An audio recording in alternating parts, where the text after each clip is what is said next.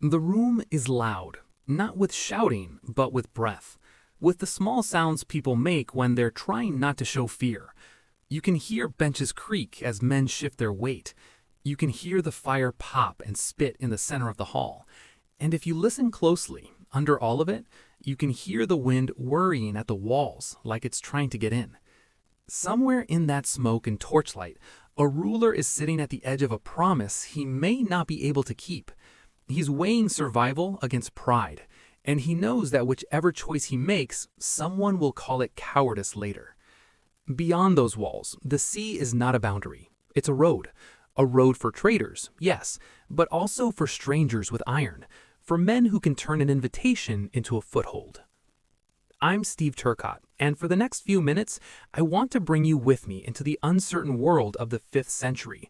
Not the 5th century as a neat chapter in a textbook, but as a living place, cold, damp, full of rumors, full of sharp decisions made with imperfect information. And before we go any further, I need you to hold on to one simple thought, because it changes how you hear everything that follows. The people in these stories did not wake up thinking they were founding England. They weren't building a nation. They were trying to keep the harvest from being stolen. They were trying to keep their followers loyal. They were trying to outlast rivals who lived only a few miles away. Most of them were making choices that felt temporary, because the world around them was temporary. Power was fragile. Borders were negotiable, and tomorrow could erase the plans of today. Later generations, monks, chroniclers, kings, would look back and shape these years into a beginning. They would arrange names like stepping stones and make the path feel inevitable. They would take a messy, violent, confusing century and give it a story with a clean direction. But if you and I stand here, right at the start, nothing is inevitable. Imagine being a man at that council fire, hearing reports that don't agree with each other. One messenger says raiders were seen near the coast. Another says a rival leader is gathering men inland. Someone else insists the danger is exaggerated, or that it's all political theater. And in the middle of it is a leader who has to decide what kind of ruler he is going to be. Do you make peace and risk looking weak? Do you fight and risk losing everything? Do you hire help, armed help, from across the water and tell yourself you'll remain in control? Because that's the real heartbeat of this era. Not heroic speeches, not shining armor. Control, and the fear of losing it. A hall like this isn't just a building, it's a machine. It's where loyalty is measured, where gifts are given, where a war band is fed, where a leader proves night after night that he is still the one worth following. If the food runs short, men start listening to other voices. If the victories stop, the stories change. And if a leader's promises begin to sound like excuses, then even the strongest chair at the high end of the hall becomes a dangerous place to sit. When I talk about this period, I try to be careful with the word honor. We like to imagine honor as something pure, something almost holy, but in a collapsing world, honor can be more complicated than that. Honor can bind people together. It can keep a community from breaking apart. It can make a man hold the line when his legs want to run. But honor can also be used. It can be stretched. It can be rewritten to fit a new need. A ruler might say, I made an agreement, and mean it sincerely, until the agreement becomes inconvenient. A war leader might say, I came as an ally, and mean it, until he realizes he can do better than being an ally. That tension is part of what makes this century feel so close to us, even across the distance of time, because the moral questions are familiar, even if the weapons are not. What do you owe the people you trust? What do you do when survival demands something you'll regret? And if you invite danger into your house because you think you can manage it, do you still get to call yourself honorable when it grows beyond you? This is where the chronicles begin to matter, not because they give us perfect facts, often they don't, but because they show us what later people believed was the turning point. They keep returning to moments like this, a decision made in fear, a bargain made in desperation, a door opened that cannot be easily closed again. And I want you to notice something else. Even in the earliest telling, there's a sense that the sea itself is waiting, that if you hesitate too long, the tide will bring someone else. That power doesn't sit patiently while leaders debate. Power moves. So in this first step of our journey, I'm not asking you to memorize dates or to keep track of every name. Not yet. I'm asking you to feel the pressure of the moment. A leader surrounded by advisors, a hall full of listening men, a coast full of fog, and the knowledge, quiet, cold, undeniable, that the next choice could reshape everything. Because once you call warriors across the sea, you don't just hire swords, you invite a new future into your world, and you might not like the terms it arrives with. That's where we begin, right here, in the pause before the consequence, in the smoke and the half-light, with the wind outside and the sea beyond it, waiting like a road that never closes. Let's begin this part the way the sources begin it, because it's one of the most uncomfortable openings in early English history. Not with a battle, not with a heroic charge, but with a choice. When Roman authority in Britain faded, it didn't leave behind a neat replacement. It left gaps. In some places, local leaders held on. In others, power fractured into smaller territories, strongmen, and shifting alliances. The landscape was still filled with Roman roads and ruined stonework, but the system that once made those roads meaningful was breaking apart. And in that kind of world, fear moves faster than messengers. A raid on one stretch of coast becomes a rumor inland. A skirmish on a northern frontier becomes an argument in a southern hall. One man insists the threat is exaggerated. Another insists it's worse than anyone admits. Meanwhile, the people who actually have to farm the fields and guard the livestock don't care what the politics are called. They just want to survive the season. In the account preserved by the Anglo-Saxon Chronicle, a British ruler named Vortigern is facing pressure from enemies to the north. Later tradition often identifies those enemies as the Picts. Whether that detail is perfectly accurate or not, the point remains the same. The Chronicle remembers a leader who feels cornered. He needs fighting men, he needs them quickly, and he turns to warriors from across the sea. Now, the Historia Britonum, often linked by later tradition to a writer we call Nennius, tells the same decision with a different tone, sharper, more moral. In that version, the choice isn't presented as a practical solution, it's presented as the beginning of disaster. The story reads like a warning: if you bargain with dangerous allies, don't be surprised when the bargain turns against you. Two sources, two angles, one more administrative, one more condemnatory. But both agree on the hinge of the story. A Brittonic ruler opens the door to armed outsiders, believing he can manage the relationship with gifts, land, and promises. If you've ever wondered how an entire region can change hands within a handful of generations, this is where you start looking. Not at the moment of conquest, but at the moment when someone decides that temporary help is worth the risk. Because a contract with warriors is never just paper and words. It is food, it is shelter, it is status, it is permission. And once you give a warband a place inside your political world, you can't pretend they're outside it anymore. I want to pause here and be honest with you, the way I think a careful historian has to be honest.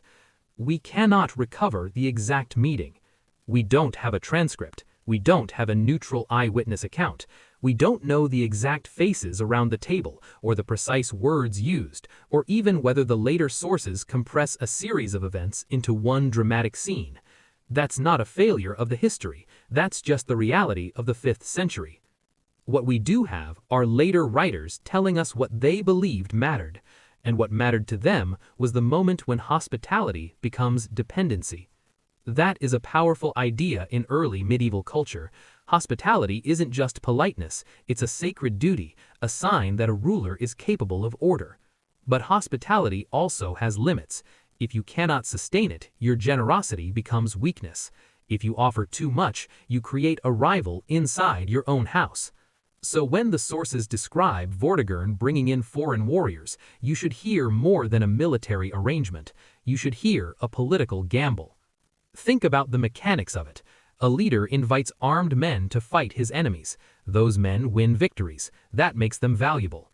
Valuable men want rewards. Rewards require resources. Resources require land and food. And suddenly, the help has leverage.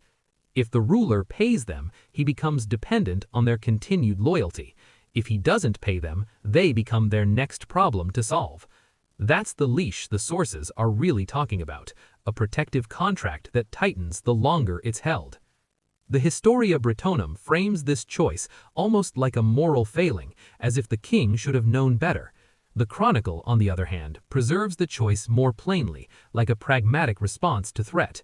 Modern historians argue about what is historical memory and what is later storytelling, but the pattern itself is believable because it's human. It's the kind of bargain people make when they're trying to survive one crisis at a time. And this is where I think we should be careful with easy judgment. It's tempting to say, well, he shouldn't have invited them. But if you were sitting in that hall, if you were responsible for a frightened population, for thin defenses, for rival leaders waiting to exploit any weakness, what would you have done? There are moments in history where every option is bad, and leadership means choosing which bad outcome you're willing to live with. Sometimes you don't choose victory, you choose the form of your survival.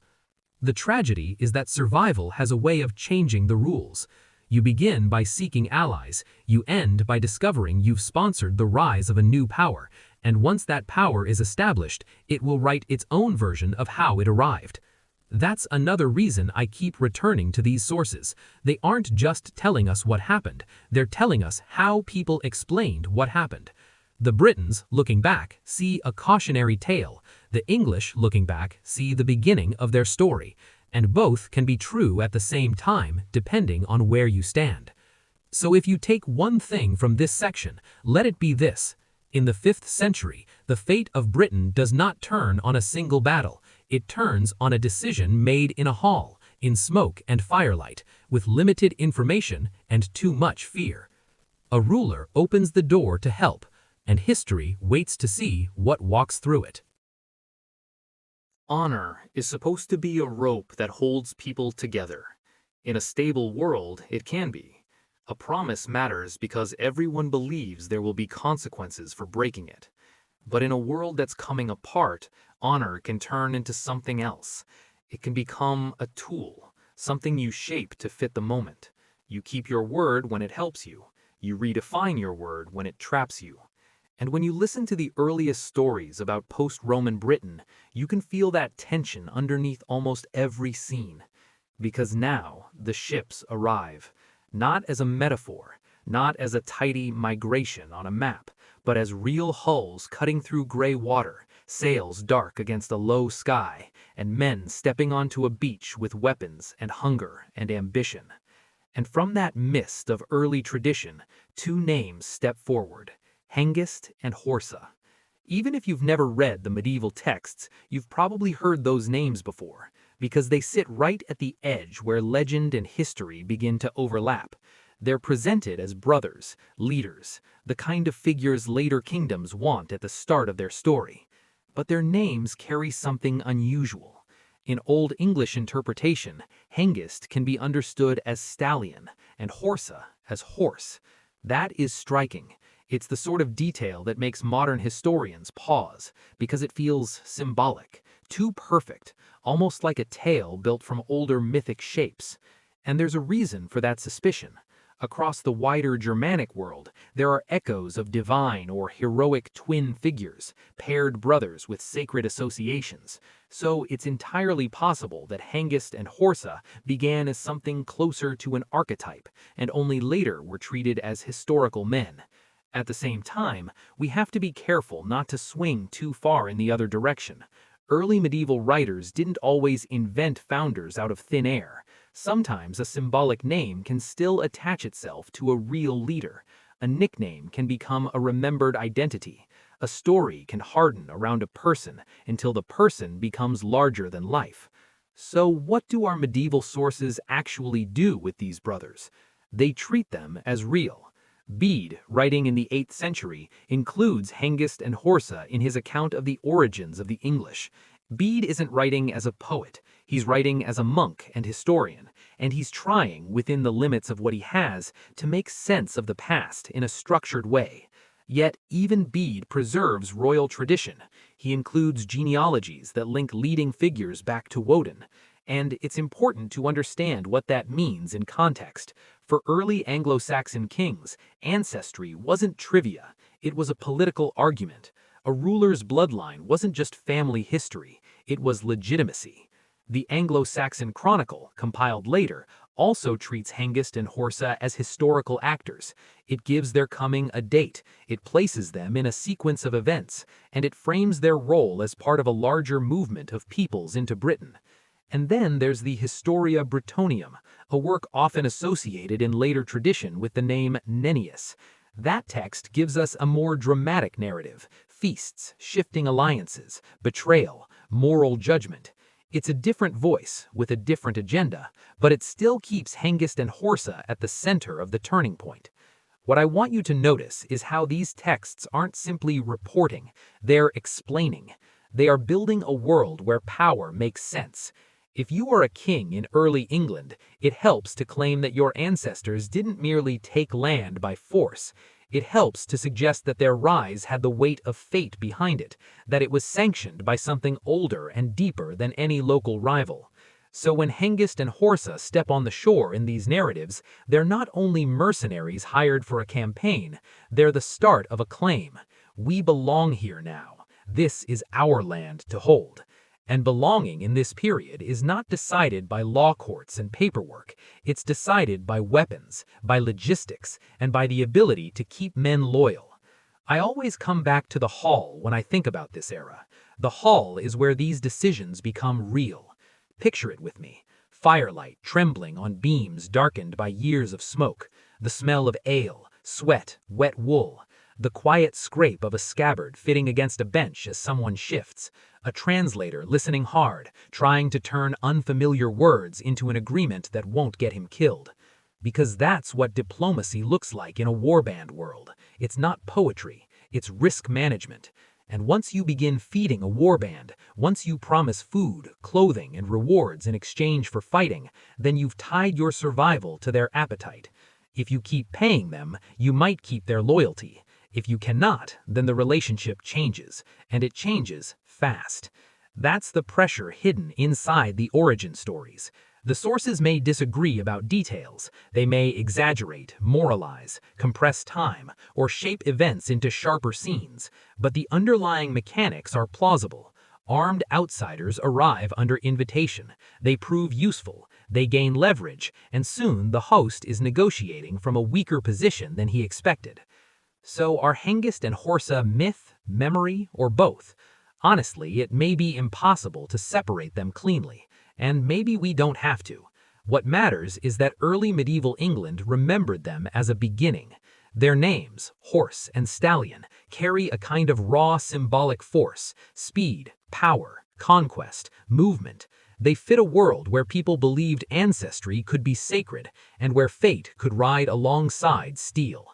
And in the next part of this journey, we'll follow what happens when that invitation stops looking like a contract and starts looking like a takeover. Pay attention to what the medieval writers are really doing here, because it changes how you hear the story of Hengist and Horsa. They're not giving us a neutral report, like a modern field dispatch. They're building an explanation. They're trying to answer a question that mattered deeply in the early Middle Ages: who has the right to rule? If you're a king, it's not enough to say, "My ancestor won a fight." Any strong man can win a fight. What you want is something stronger than strength. You want destiny. You want legitimacy. You want a past that sounds like it was always leading to you. That's why these sources lean so heavily on origin stories. They frame conquest as something almost lawful, even when it's obviously violent. They frame settlement as something earned, even when it begins as an invitation. And they frame certain leaders as more than mere soldiers for hire. In the story world of early England, figures like Hengist and Horsa aren't just men, they're proofs. They are the kind of names you put at the head of a genealogy to make the present feel inevitable. And that's also why belonging becomes such a loaded word in this period. Because belonging isn't decided by paperwork. It's decided in a hall, and then it's decided again in a field. It's decided by the hard edge of a shield and by the weight of gifts passed hand to hand. A man belongs where he can defend his people, feed his followers, and make his rivals think twice. So when the traditions place Hengist and Horsa on the shore of Britain, they're doing more than introducing characters, they're introducing a new claim to the land. Now, if we follow the Anglo-Saxon chronicles' basic outline, the beginning looks almost reasonable, at least on paper. A Brittonic ruler brings in foreign warriors to help deal with a threat. The warriors do what they're supposed to do. They fight and they win. And for a brief moment, the arrangement seems to work. That's the kind of deal that can feel like salvation when you're a leader under pressure. You get trained fighting men without having to build a permanent force from scratch. You get immediate results. And you can tell yourself you're still the one in charge because you're the one who invited them. But the Chronicle's story doesn't stay small. After those first successes, Hengist and Horsa, at least in the memory the Chronicle preserves, send word back across the sea. And that detail matters because it reveals the mechanism that turns help into arrival. Messages go out, ships come in, not just warriors, but more warriors, more mouths, more families, more ambition. And once that flow starts, it's very difficult to reverse. Because now you're not just employing a warband, you're hosting a growing population. That's where the bargain begins to tilt. If you're the Brittonic ruler, you're now responsible for feeding a force you don't fully control. And if supplies run thin, as they often do in a world with fragile harvests and constant disruption, then every empty stomach becomes a political problem. The medieval writers don't explain this with modern economic language, but you can feel it underneath the story. The relationship is turning into leverage. The more dependent the newcomers are on your provisions, the more power they gain to demand what they want when provisions fail. And then, in the Historia Brittonum, the same turning point is told in a more dramatic way, almost like a moral parable acted out in a hall. Instead of focusing on the slow logic of reinforcement and settlement, that text emphasizes court politics, persuasion, display, and temptation. It brings in feasting, it brings in a famous daughter, it presents a Brittonic king being drawn into a marriage alliance and then paying for that alliance in land. Historians argue about how literally to take scenes like this. Some elements may preserve real patterns, marriage diplomacy, gift exchange, political manipulation, but the text is also shaped by a desire to explain catastrophe through human weakness. It's not only telling us what happened, it's telling us why it happened, and it chooses a language of moral failure to do it. Still, whether the details are factual or stylized, the underlying point is consistent across the tradition. The newcomers become entrenched. And the most important stage of entrenchment isn't the battle. It's the moment when reinforcement is invited, when the first group proves itself useful and a second, larger group is called in. Because at that point, the contract stops being temporary. If you want to visualize it, don't imagine a single dramatic landing with an army rolling over a helpless countryside. Imagine something slower and more dangerous. A few ships at first, a handful of men, some fighting, some negotiation, then a message sent back describing the land, its weakness, its opportunity. Then a second wave arrives, and after that, a third. Each arrival makes the newcomers harder to remove, and each cost increases the cost of confrontation for the ruler who originally invited them. In the hall, it might still look like diplomacy. There are cups, there are toasts, there are promises, there are smiles that don't reach the eyes.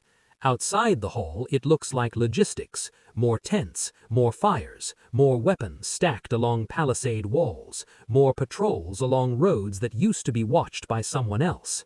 And in a world where power is personal, where men follow leaders because leaders can reward them, momentum becomes everything. Success attracts followers. Followers require resources. Resources are taken from land, and land is taken from someone. That's how belonging is forged in this period, not by speeches about identity, but by a chain of practical decisions that ends with one group holding ground and another group moving away.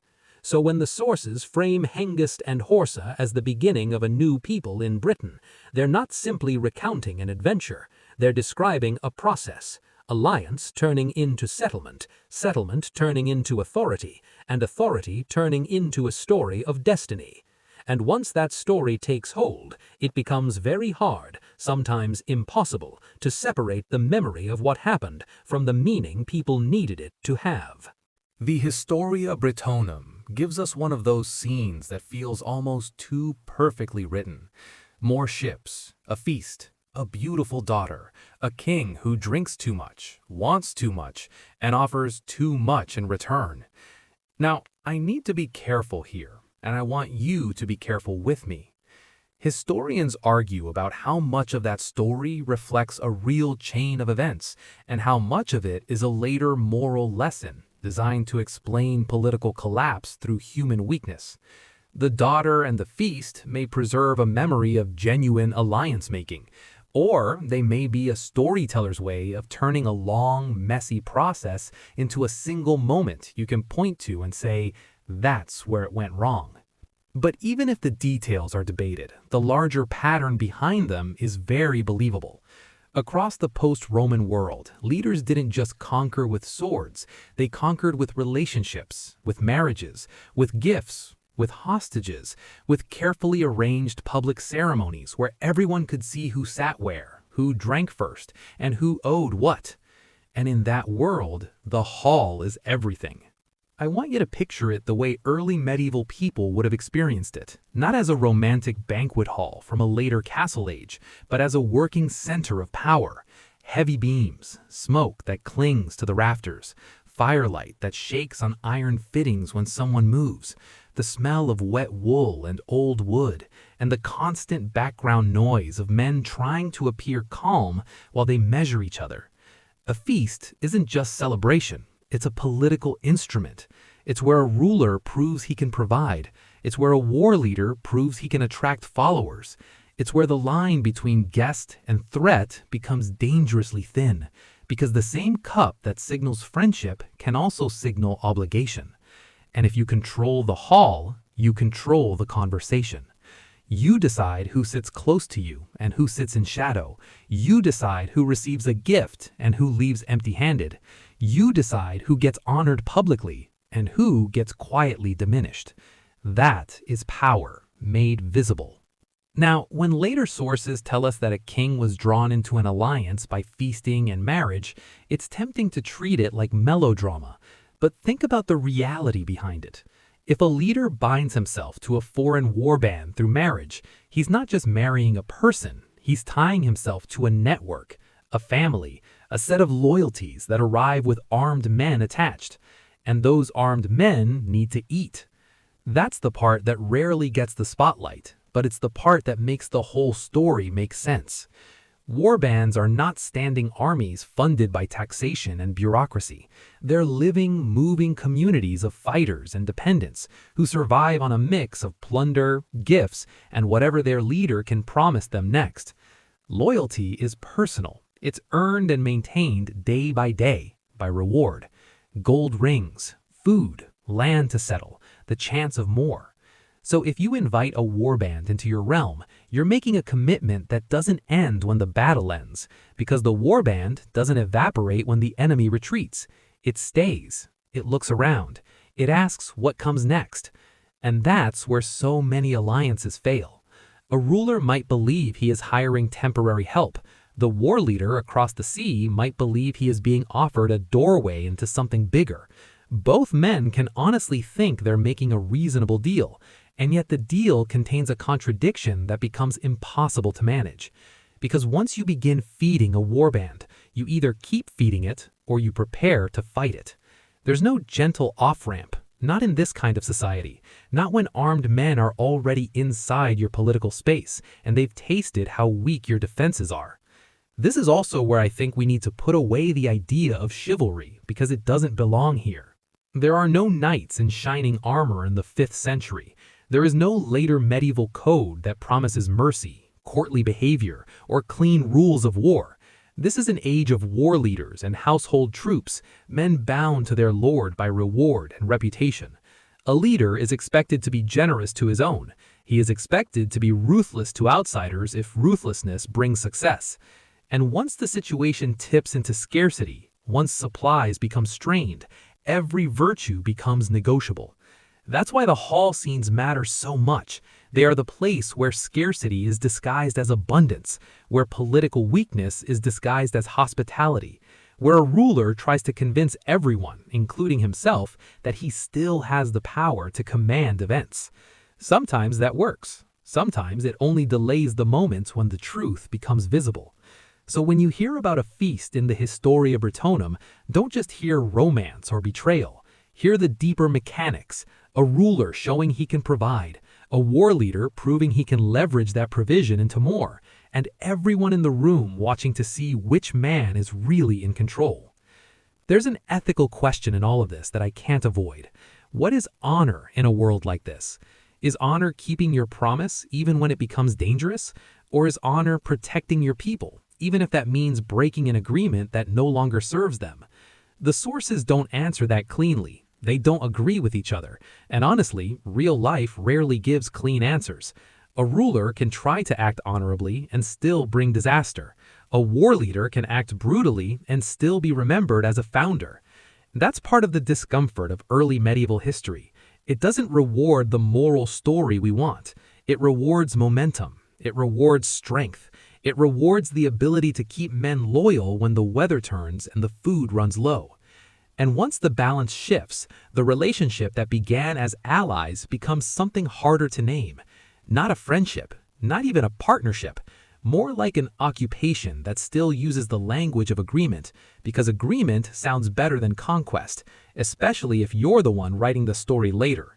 So in this part of the journey, hold on to the hall, hold on to the feast, hold on to the quiet realism behind the drama.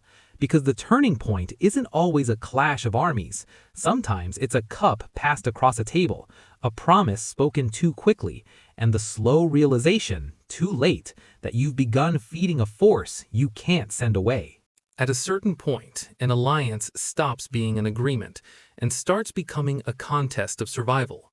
The words may still sound polite in the hall, cups may still be raised, but outside the walls, the ground is being measured in footsteps and in graves. This is where the tradition around Hengist and Horsa turns darker. The Anglo-Saxon chronicle gives us a hard pivot from help to open war. It places a battle in Kent around the year 455, at a place later remembered as Aylesford. The chronicle says Hengist and Horsa fought against Vortigern there, and in that fight, Horsa dies. Even if we treat the chronicle cautiously, and we should, because it was written down centuries after the fact, that detail matters. The death of Horsa is like a crack running through the older story. Up to that moment, the brothers can feel like a paired legend, almost mythic in shape. After it, the tale becomes more recognizably political. One leader survives, one leader consolidates, and the story turns toward inheritance. If you imagine the battlefield the way it likely felt, it isn't pageantry. It's wet ground and short visibility. It's the blunt rhythm of shield against shield. Metal doesn't ring like it does in movies. Often it thuds, it grinds. Spears punch forward in tight spaces, and men fall without anyone quite seeing how, because bodies block the view. You smell churned mud, sweat, and smoke carried from somewhere behind the line. In that kind of fighting, death can be sudden and strangely quiet. One moment a man is part of the wall, the next he's under it. After Aylesford, the chronicle carries Hengist forward with his son, a figure named Esh, sometimes connected to a Kentish royal tradition under the name Oisk. Again, whether every detail is accurate isn't really the point. The point is how memory is organizing itself. The chronicle wants you to see continuity, founder, then heir, then a line that can rule. And then come the next blows. The chronicle describes further fighting in Kent, including a major clash at Crayford. It even gives numbers, very large numbers of dead, which modern historians often treat with skepticism. Medieval writers loved the authority that numbers provided, even when they had no reliable way to count casualties on a chaotic field. Still, beneath the exaggeration, a simple truth remains. The struggle is escalating, and it's not a single battle. It's pressure, again and again, until one side can't hold. Now, the Historia Britannium tells the same era with a different rhythm. Instead of presenting a steady Anglo-Saxon advance as the dominant shape of events, it brings in reversal.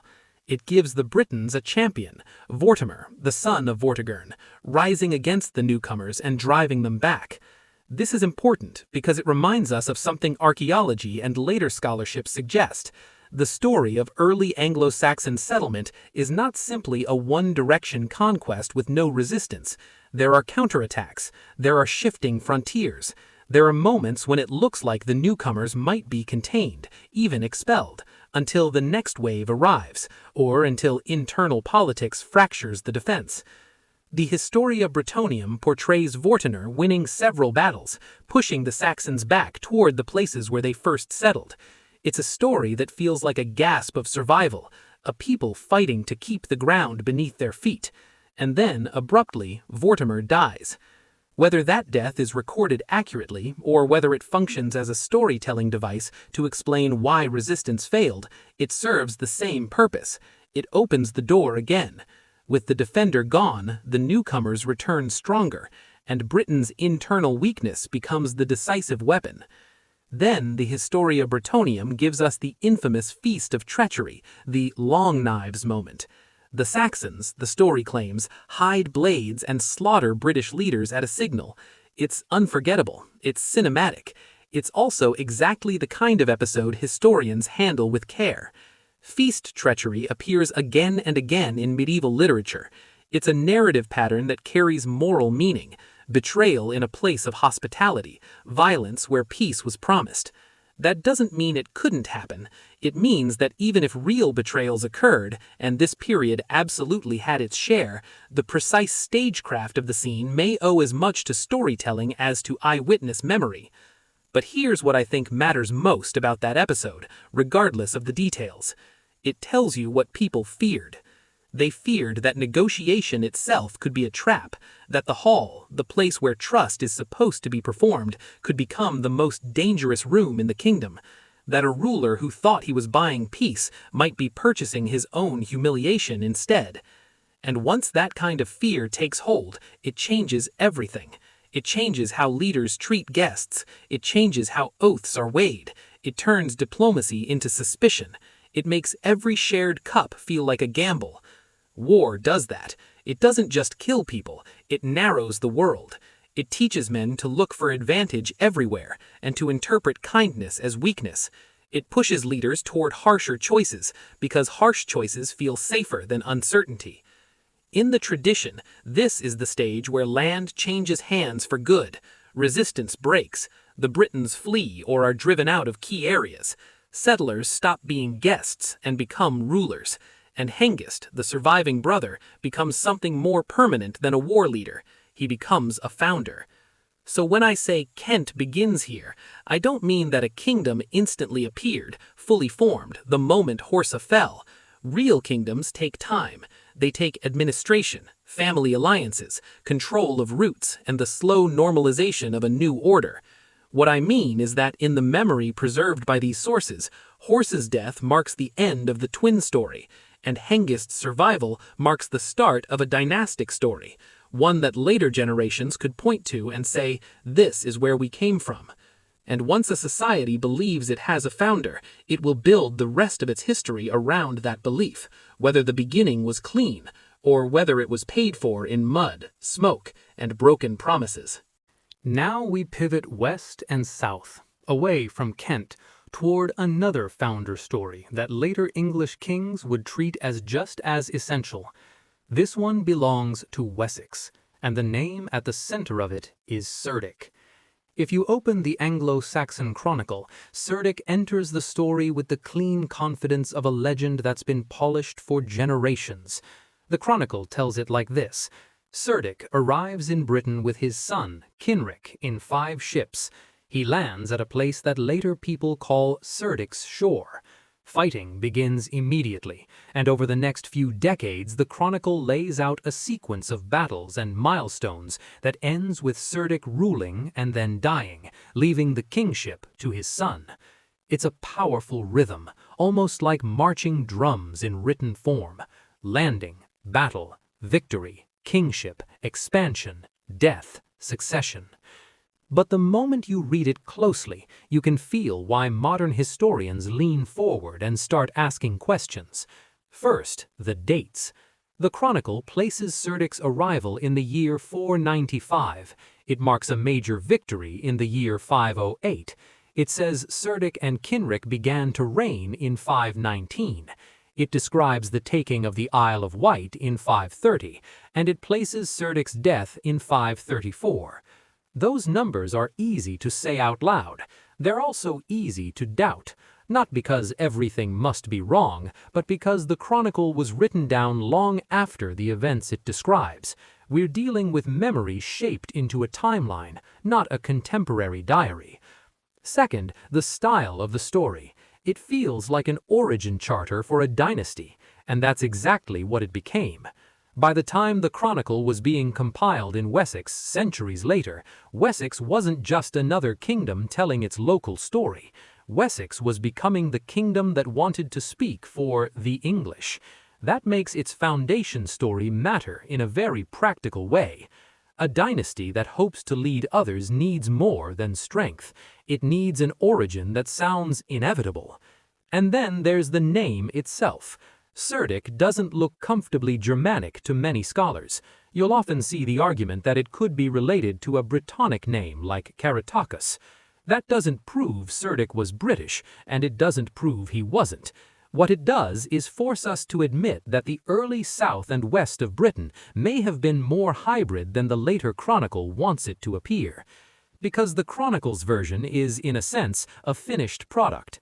It's the story of a West Saxon founder told by West Saxons for a West Saxon political world. But the real frontier that produced Wessex may have been a place where identities mixed, where British elites, Germanic warbands, and long-settled coastal communities interacted for generations. That's where one of the most interesting details comes in. When Cerdic and Cynric first appear in the chronicle, they're not initially described as kings. They're described as aldermen, a term that suggests a more limited authority, something like a high local leader or official, rather than an independent monarch. Some historians have looked at that and wondered whether it preserves a deeper truth. What if Cerdic didn't arrive as a complete outsider? What if he was already embedded in local power structures, perhaps connected to the late Roman coastal defense system, and only later, when higher authority collapsed, turned that position into kingship? That is a hypothesis, not a certainty, but it's a useful lens.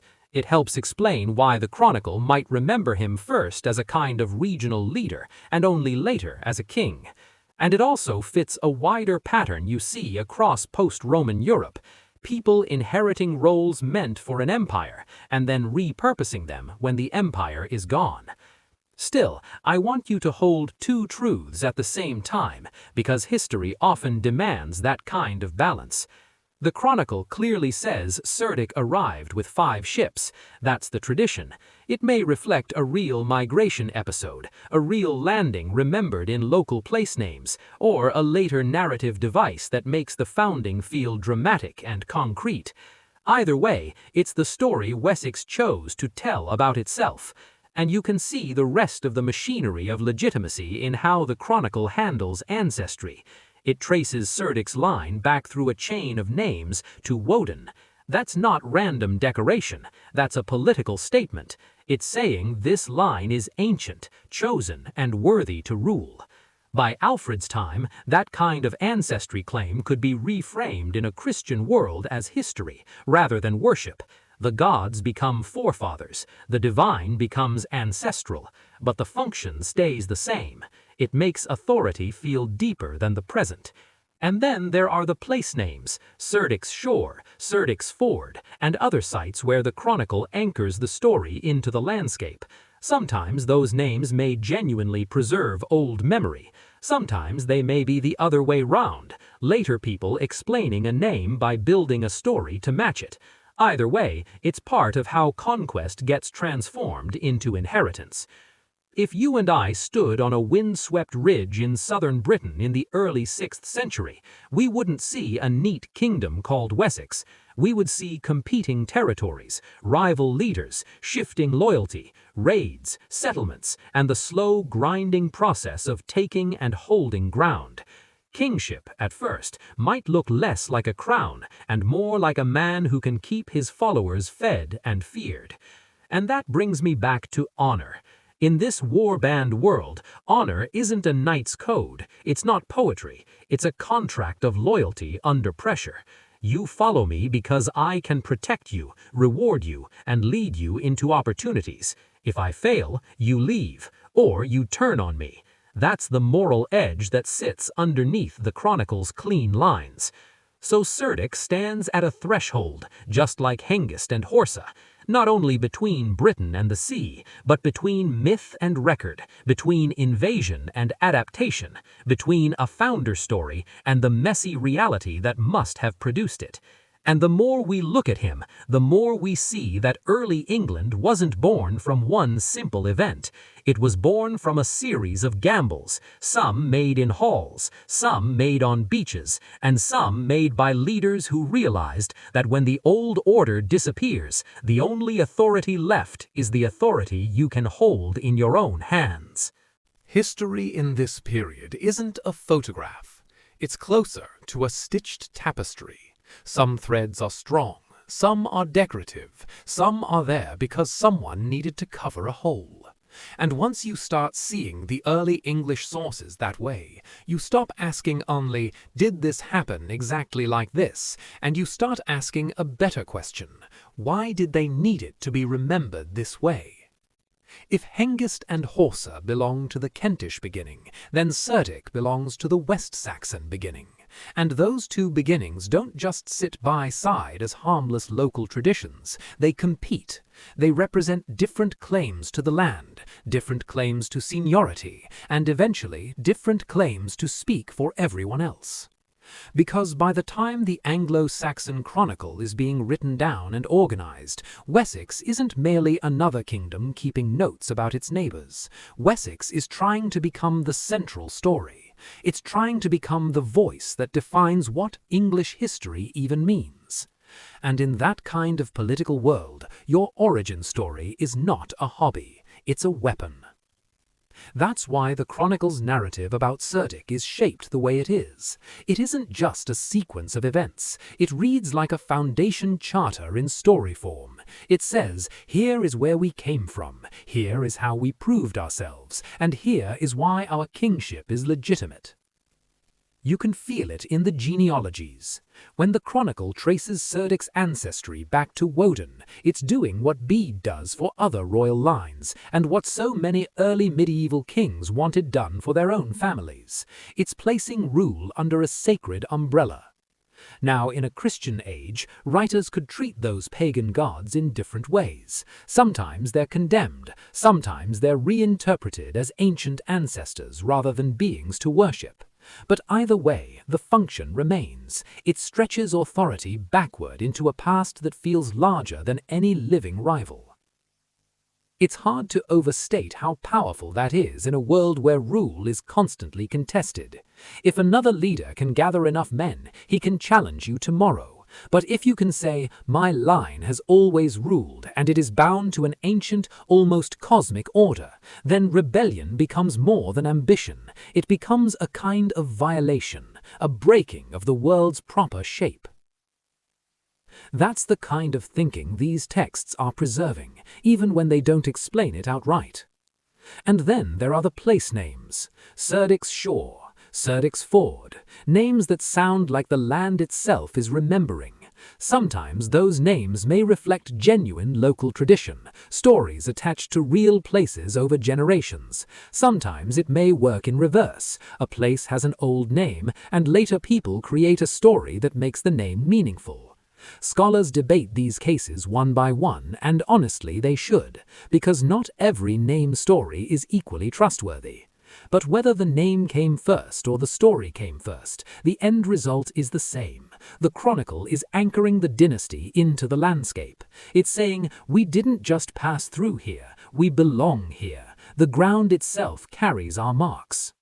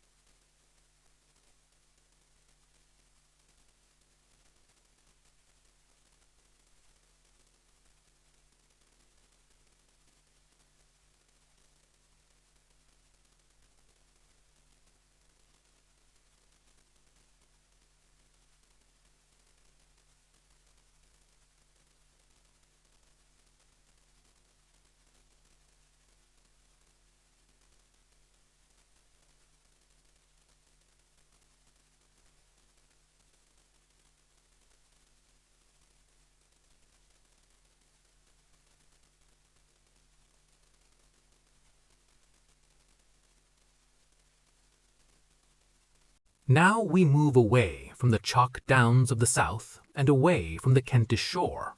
We move into the Midlands, into river country, woods, marshes, and travel corridors where control is less about grand castles and more about who can hold the crossings. And here the ground beneath us gets even less certain because the next figure in our story is harder to see.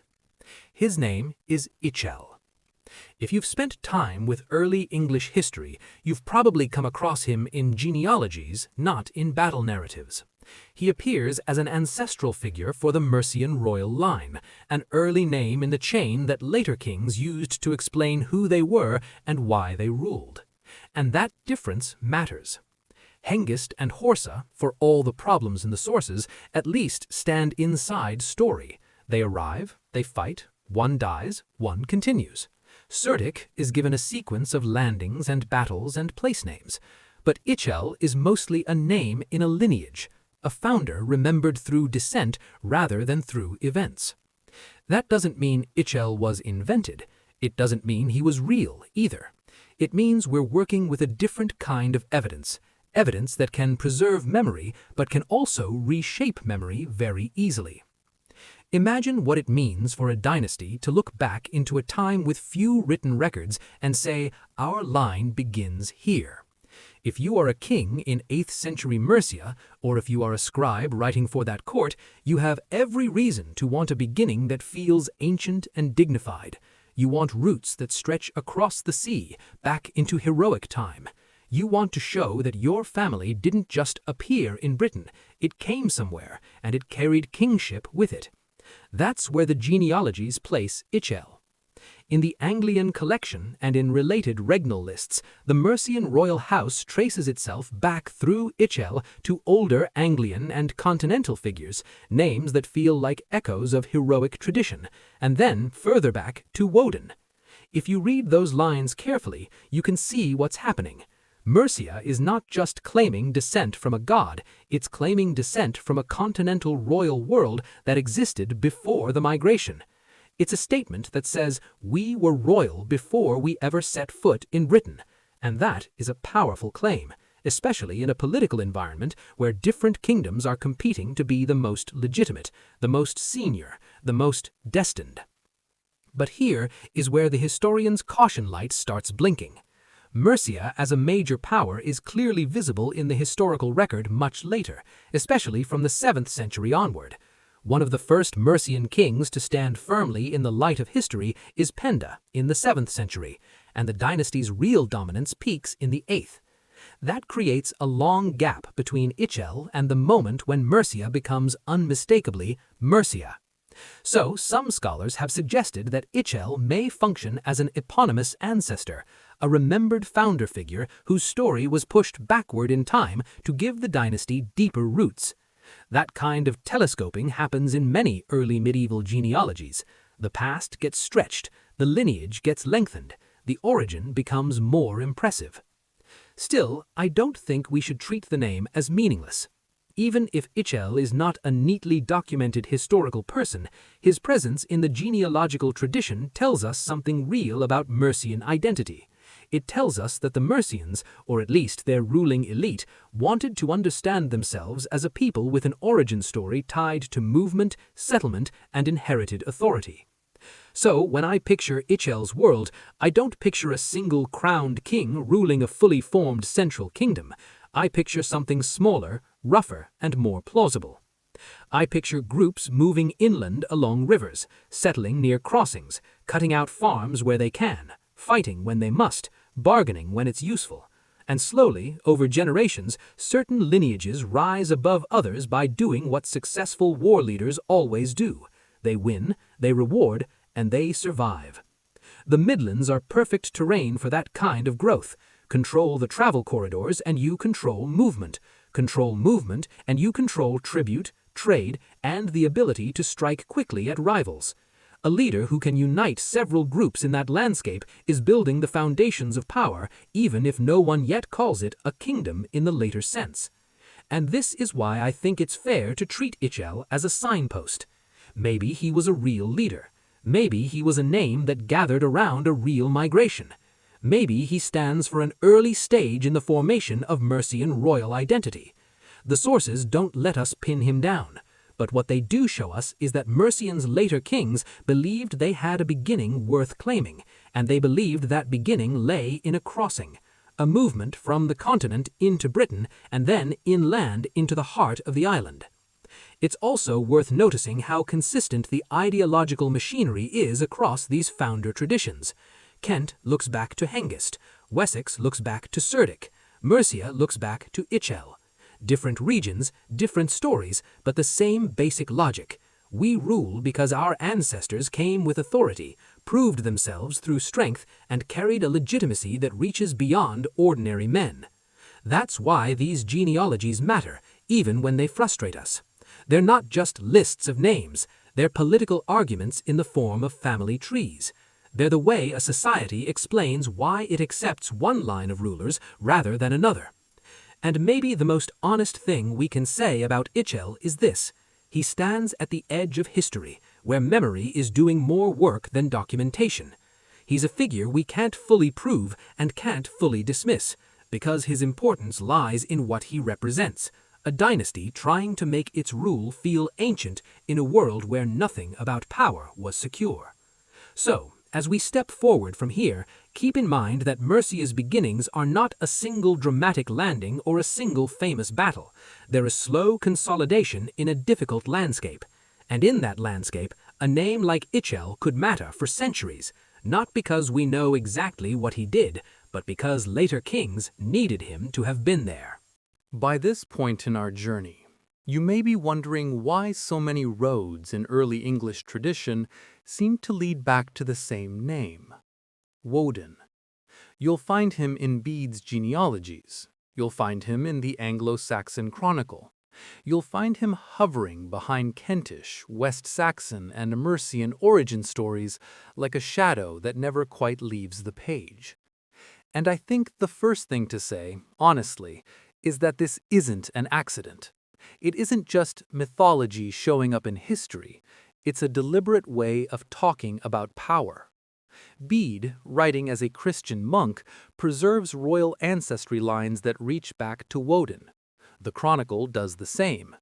Later writers in the wider northern world, like Snorri Sturluson, far away in Iceland, would also try to make sense of the old gods by reframing them as ancient human rulers, the kind of men whose deeds grew into legend over time.